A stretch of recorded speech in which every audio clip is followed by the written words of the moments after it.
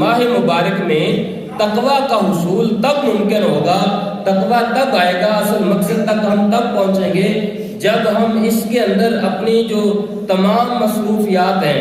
وہ اچھی کریں اور ان مصروفیات کو اپنے اس طرح روٹین بنا لیں کہ پھر ہماری ایک تربیت ہو جائے۔ جب رمضان مبارک گزرے، یہ 30 دن گزرے، تو ایسا نہ ہو کہ عید الفطر آئے تو اس کے بعد جناب ہماری مسجدیں جو ہیں وہ پھر اسی طریقے خالی ہو جائیں، اور عید کا دن ہو اور اسی وقت ہم ظہر کے وقت ہم ڈھونڈتے پھریں کہ 2 بندے آ جائیں جماعت ہی کروا لیں۔ یہ صورتحال نہ ہو۔ یہ صرف رمضان مبارک ایسا مہینہ نہیں کہ صرف اسی کے اندر عبادت ہے، اس کے بعد عبادت نہیں۔ یہ تو 11 مہینے کے بعد 1 مہینہ مسلمانوں کی تربیت کے لیے آتا ہے،